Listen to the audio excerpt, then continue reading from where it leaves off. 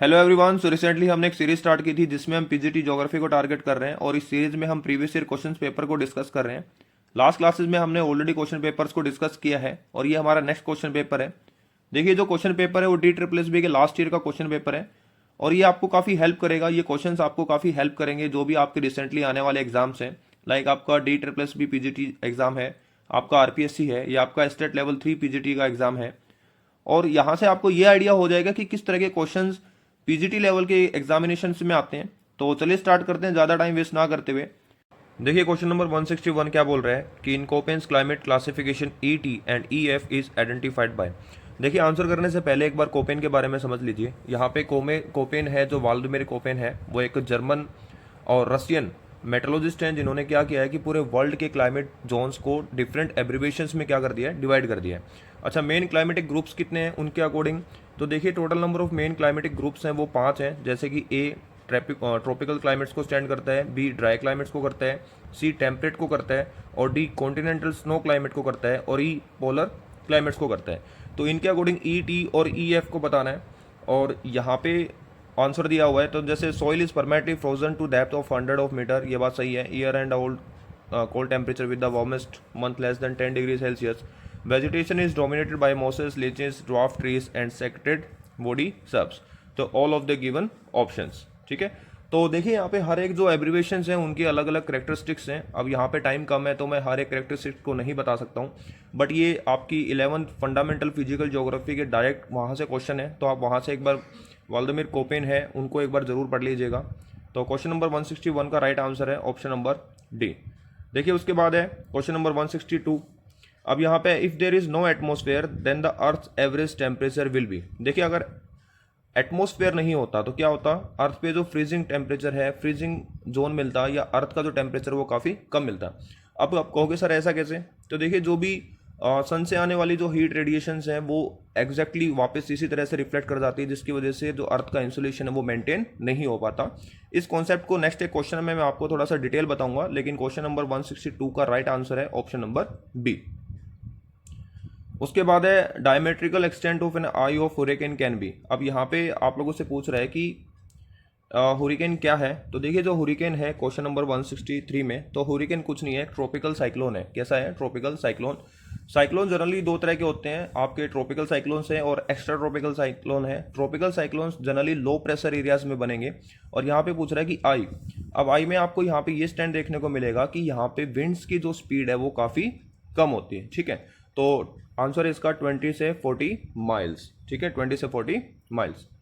उसके बाद है क्वेश्चन नंबर 164। अब देखिए यहाँ पे क्वेश्चन नंबर 164 में क्या बोल रहा है कि what is India's ranking in global risk index 2018। तो जो ग्लोबल क्लाइमेट रिस्क है, जिस किसी भी तरह की क्लाइमेटिक कंडीशंस हैं जो कि हजार्ड्स हो सकती हैं, डिजास्टर ओरिजन हो सकती हैं, उसको ग्लोबल क्लाइमेट रिस्क में रखा जाता है। और यहाँ पे इंडेक्स रिपोर्ट पूछी हुई है 2018। तो लास्ट रिपोर्ट थी वो 2021 थी, उसमें जो इंडिया रैंक करता है वो 7वें नंबर पे करता है और इसके अकॉर्डिंग इंडिया 6th रैंक पे करता है। अच्छा, अगर आप लोगों से कोई क्वेश्चन पूछ ले कि ये जो रिपोर्ट है वो कौन पब्लिश करता है, तो जर्मन वॉच से एक नॉन गवर्नमेंटल ऑर्गेनाइजेशन है, ठीक है, वो इस रिपोर्ट को क्या करती है, पब्लिश करती है। क्या नाम बताया मैंने? जर्मन वॉच, ठीक है। उसके बाद है क्वेश्चन नंबर 165। अब यहाँ पे the first non great German mythological geographer is modern science of. देखिए इनकी एक बुक है काफ़ी फेमस है जो कि है राउंड द वर्ल्ड, और इन्होंने क्या किया, साइंटिफिक ज्योग्राफी को ह्यूमन डायरेक्शन से क्या किया, कनेक्ट किया। और यही फर्स्ट क्या थे, मेथोलॉजिकल ज्योग्राफर थे इन मॉडर्न साइंस में, तो जॉर्ज फ्रॉस्टर। उसके बाद है क्वेश्चन नंबर 166। देखिए यहाँ पे बोल रहा है कि clear nights are colder than cloudier nights because of the phenomena of. अब यहाँ पे क्या बोल रहा है कि क्लियर नाइट है, जो साफ रात है वो ज़्यादा ठंडी होगी। इसके पीछे रीज़न क्या है? देखिए सन से आने वाली जो रेडिएशन है वो शॉर्ट वेव रेडिएशन फॉर्म में आती है, यानी SWR फॉर्म में आती है। और आपको ये याद रखना है कि SWR फॉर्म की जो फ्रिक्वेंसी लेवल है वो हाई होती है, और वो फ्रिक्वेंसी लेवल हाई होने के कारण वो किसी भी मीडियम को क्रॉस करके जो हीट है, सनलाइट है, वो अर्थ पे आ जाती है। अब अर्थ क्या करता है, अर्थ उसको हीट को एक टाइम के लिए ऑब्जर्व करता है और बाद में क्या करता है, रिफ्लेक्ट करता है। अब देखिए जो रिफ्लेक्ट करता है वो LWR फॉर्म में करता है, यानी लॉन्ग वेव रेडिएशन फॉर्म में रिफ्लेक्ट करता है। और यहाँ पे याद रखनी, जो आपको जो बात याद रखनी है वो क्या है कि जो लॉन्ग वेव रेडिएशन का फ्रिक्वेंसी लेवल है वो कम होता है, जिसके कारण वो किसी भी मीडियम को या इजीली मीडियम को पेनिट्रेट नहीं कर पाता है। अब अगर यहाँ पे क्लाउड्स नहीं होंगे तो क्या होगा, जो हीट है जो अर्थ के ऊपर हीट है वो क्या हो जाएगी, डायरेक्टली निकल जाएगी और इसके कारण अर्थ का जो टेम्परेचर है वो कम हो जाएगा। तो बोल रहे हैं ना कि clear nights are colder than cloudier nights because of the phenomena of radiation. I hope ये SWR और LWR का फॉर्मूला आपको समझ में आया होगा। आपको रिवर्स याद रखना है कि शॉर्ट वेव रेडिएशन का फ्रीक्वेंसी लेवल हाई है, किसी भी मीडियम से क्रॉस हो सकती है, और लॉन्ग वेव रेडिएशन का फ्रीक्वेंसी लेवल कम है। ठीक है, तो क्वेश्चन नंबर 166 का राइट आंसर है ऑप्शन नंबर बी। उसके बाद है question number 167, the fog that is formed along the sea coast is due to. अब यहाँ पे बोल रहा है कि जो समुद्र तट पर कोहरा किस कारण उत्पन्न होता है। देखिए, जब भी कोई हॉरिजॉन्टल डिस्ट्रीब्यूशन ऑफ टेम्परेचर है, ठीक है, उसी प्रोसेस को हम क्या बोलते हैं, एडवेकेशन बोलते हैं। हॉरिजॉन्टल मतलब समानांतर। अब क्या होगा कि कोई भी एयर मास है वो हॉरिजॉन्टली डिस्ट्रीब्यूट होगा और उस एयर मास में क्या होगा, कुछ वाटर मॉलिक्यूल्स होंगे। अब हॉरिजॉन्टली जब वो डिस्ट्रीब्यूट होगा तो क्या होगा कि ओशन के कारण उस एयर मास का टेम्परेचर गिर जाएगा। ठीक है, मैं दोबारा से बता रहा हूँ कि ओशन के कारण उस एयर मास का टेम्परेचर गिर जाएगा, और एयर मास का टेम्परेचर गिरने से एक प्रोसेस होगी कंडेंसेशन या संघनन, जिसके वो जो वाटर मॉलिक्यूल्स हैं वो क्या बना देंगे, फॉग बना देंगे, यानी वो डेंस हो जाएंगे। उसी के कारण क्या बनेगा, फॉग बनेगा। तो क्वेश्चन नंबर 167 का राइट आंसर है the fog that is formed along the sea coast is due to advection process. ठीक है, कन्वेक्शन नहीं है, कंडक्शन नहीं है और कंडेंसेशन नहीं है। हाँ, ये कंडेंसेशन बाद में होती है, लेकिन ये फर्स्ट प्राइमरी स्टेज नहीं है। उसके बाद है question number 168, out of the many factors that affect the climate of a place that most significant. देखिए, यहाँ पे मोस्ट सिग्निफिकेंट की बात हो रही है। वैसे जो भी ये फैक्टर्स हैं वो क्लाइमेट चेंज को इम्पैक्ट करते हैं, लेकिन यहाँ पे मोस्ट है। मोस्ट में क्या आएगा, लैटिट्यूड्स आएगा। देखिए, लैटिट्यूड्स का क्या मतलब है, डिफरेंट लैटिट्यूड्स पे जो अमाउंट ऑफ हीट है वो अलग अलग रिसीव होती है, और उस अमाउंट ऑफ हीट के कारण अलग अलग एरियाज में डिफरेंट प्रेशर्स बनते हैं और उसी के कारण विंड सर्कुलेशन होती है।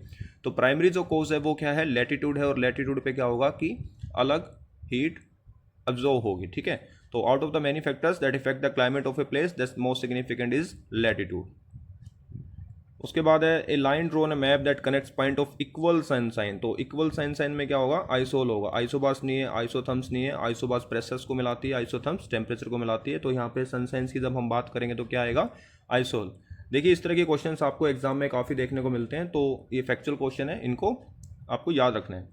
उसके बाद है question number 170, the salinity levels along the coast. देखिए, सैलिनिटी का मतलब क्या होता है कि ओशंस में डिफरेंट आपके मिनरल्स हैं, कैल्शियम है और सोडियम क्लोराइड्स हैं, तो वो सारी चीज़ें क्या होती हैं, उसमें सैलिनिटी लेवल को बढ़ाती हैं। अब ये बोल रहा है कि कोस्ट साइड में सैलिनिटी लेवल कैसा होगा, तो कैसा होगा, डिक्रीज होगा, क्योंकि जो रिवर्स के सेडिमेंट्स हैं या रिवर्स हैं वो क्या करती है, फ्रेश वाटर डालती है, जिसके कारण से सैलिनिटी रेशियो क्या हो जाता है, चेंज हो जाता है और डिक्रीज हो जाता है। क्वेश्चन नंबर 170 का राइट आंसर है ऑप्शन नंबर बी।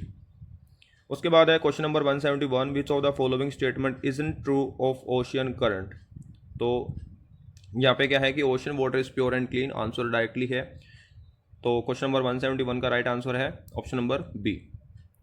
उसके बाद है question number 172, Y shaped ridge is located in, factual question है तो इंडियन ओशन में। ठीक है, तो Indian ocean is the right answer, question number 172। उसके बाद है क्वेश्चन नंबर 173 में क्या बोल रहे हैं, select the ridge that divides Arabian sea into 2 parts. तो क्या है, कार्लसबर्ग। क्या है, कार्लसबर्ग।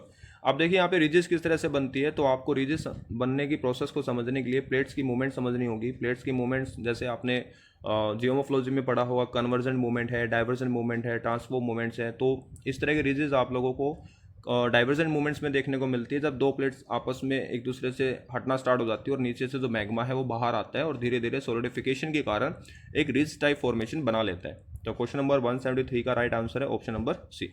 देखिए, मैं ये मान के चलता हूँ कि अगर आप पीजीटी ज्योग्राफी लेवल के एग्जामिनेशन को अभी देने वाले हो तो इतनी बेसिक्स बातें आपको पता होंगी, तो इसलिए ही थोड़ा सा मैं स्पीडली आपको बता रहा हूँ। तो क्वेश्चन नंबर 173 का राइट आंसर है ऑप्शन नंबर सी। उसके बाद है क्वेश्चन नंबर 174, यहाँ पे पूछ रहा है सुनामी आर टाइप ऑफ। तो tsunami generally Cello water wave होती हैं। क्या होती हैं, सैलो वाटर वेव। अच्छा, सुनामी जनरेट होने के काफ़ी रीजंस हो सकते हैं, अर्थक्वेक हो सकता है, वोल्केनिक इरप्शन हो सकता है, प्लेट मूवमेंट्स हो सकती हैं। तो लेकिन ये डीप सी वाटर में आपको देखने को नहीं मिलेगा, जनरली कोस्ट एरियाज में ही आपको ये इस तरह की वाटर वेव्स देखने को मिलती हैं जो 30 मीटर हाइट तक भी पहुँच जाती है। तो आंसर है इसका सैलो वाटर वेव। तो क्वेश्चन नंबर 175 है यहाँ पे, most of deep sea sediments are deposit by. देखिए, आपने ओशनोग्राफी में पढ़ा होगा, जब अपना कॉन्टिनेंट सेल्फ है, कॉन्टिनेंट स्लोप्स हैं, और ट्रेंचेस हैं तो वहाँ पे जो सेडिमेंट्स का डिपॉजिट करते हैं जो कि स्लोप पे होता है, तो वो किस वजह से होता है, तो रिवर्स की वजह से होता है।